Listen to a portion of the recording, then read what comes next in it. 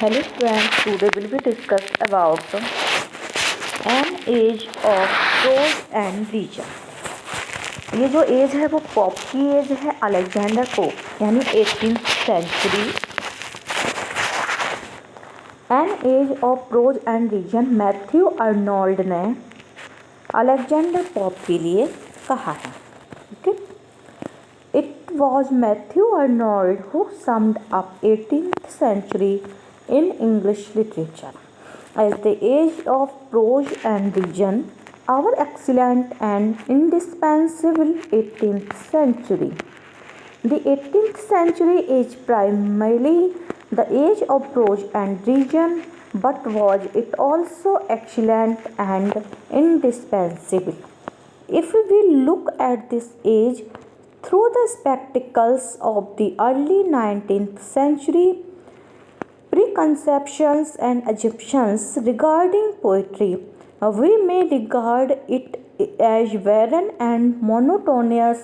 There are various characteristics of the 18th century which are held in derision. The 18th century literature in the main was the product of reason and intelligence playing upon the surface of argument and criticism of politics and personalities, and was couched in the heroic couplet which in the long run was bound to grow monotonous.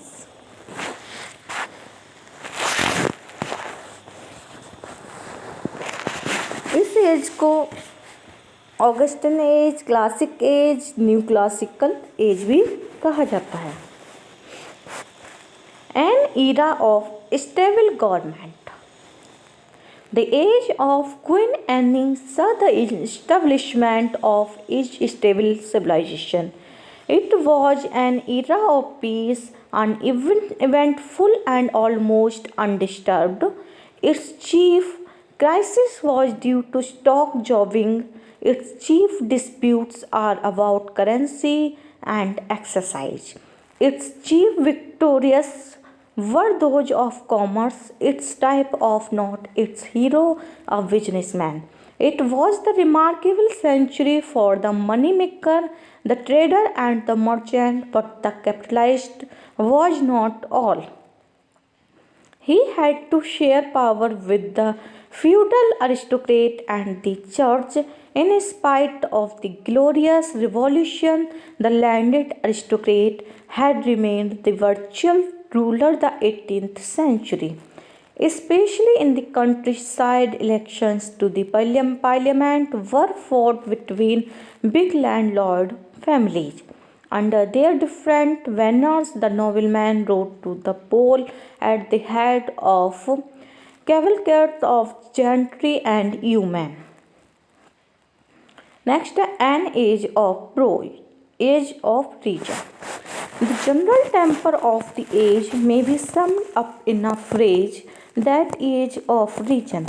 It was in reality an age opposed to individual initiative in the arts, science and social progress. It was a new frivolous age for the well-to-do, but it was correct and moral frivolity. It was period of false appreciations of assured self-interest and of established rules and regulations. For custom and form in this age, much importance was attached to reason in modes of thinking and expression. Reason may be interpreted as good sense, rationalism, intellect, wit, or just dry logicism, but it was definitely opposed to excessive emotionalism, sentimentalism, extravagance, and even imagination. Next, first follow nature. A. R. Humphrey, in article in the book From Dryden to Johnson, observes, basically the critical injunction which gained the widest, indeed almost universal acceptance was the call to follow nature. Pope's nature was not true the nature of the Romantics. He did not mean to have a first hand knowledge of the beauties of nature and compose poems in the glorifications of the scenes and the sights of nature, and also learned moral lessons from her. Pope did not mean to return to the elemental simplicities of life. He was not glorifying primitivism as Rousseau did. For Pope and his followers. Nature indicated a rational and intelligible moral order in the universe, according to which the various in the experiences of mankind could be confidently and properly valued. Nature to them meant the normal course of the world or an ideal truth by which art should be guided. Man's subjective and even individual feelings were not glorified but rather sacrificed to the love of nature. As a rule, the individual whims and fancies were carefully ruled out of the new classical poetry. Next, adherence to rules. The school of Dryden and Pope derived their rules from their study of the ancients, and deviation from those honored rules was a sacrilege to them. These rules were supposed to be of universal applicability. Pope put it thus: nature was the criterion of propriety, and their insist on the adherence to these rules, it was believed. Nature like liberty is but restrained by the same law which first herself ordained. The tendency to adhere to the rules made the literature of the time formal and artificial. There were precursors of the Romantic revival, yet it was an undercurrent, and the dominant note could be summarized in the injection be correct. Correctness means avoidance of enthusiasm, moderate opinions, moderately expressed, strict care and accuracy in poetic technique, and humble imitation of the style of the Latin classics. Next, an age of prose. The 18th century was an age of great prose and not of great poetry. The poetry of the period developed the qualities of prose such as clearness, perspicuity, and beauty of expressions. It is because of this that Matthew Arnold observed that Dryden and Pope are the classics of not our poetry but prose. Among the greatest written of the age are Addison, Steele, and Swift. Swift was the one of the greatest English prose writers.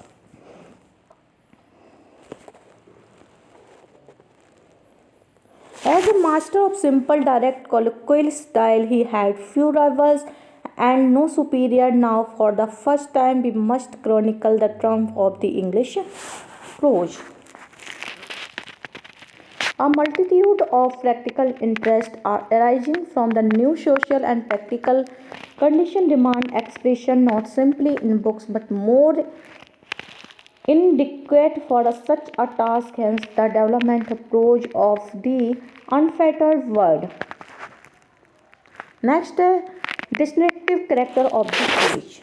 The 18th century, viewed as a whole as a distinctive character, it was very definitely the age of understanding, the age of enlightenment, when a literature which had become clear and Pellucid began to diffuse knowledge among a growing public. The supremacy of region was scarcely challenged. There reigned a general belief in the advancement of the human mind.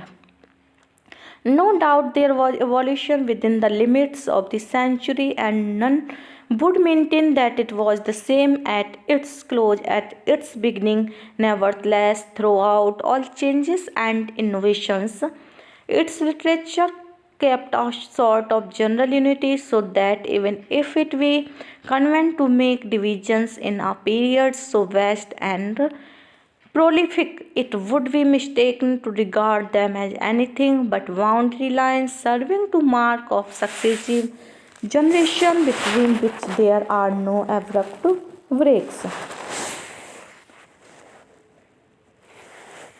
In a word, it interests us a study of imagination, the variety and excellence of prose works, and the development of a serviceable prose style, which had been begun by Dryden until it served to express clearly every human interest and emotions. These are the chief literary glories of the 18th century.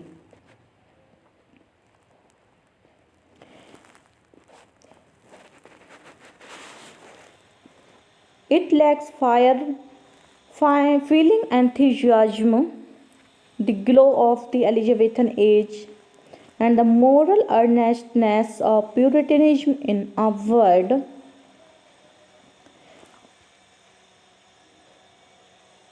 it interests us study of life rather than delights of inspires us by appeal to this imagination. No doubt there were and the discourse of the Romantic revival, but the dominant mood of the age was one of reason and intellectuality. As a rule, the individual whims and fancies were carefully ruled out of the new classical poetry. Nature was the criterion of propriety, and they insist on the adherence to these rules. It was believed nature like liberty but restrained by the same law which first herself ordained. Okay, thank you for watching.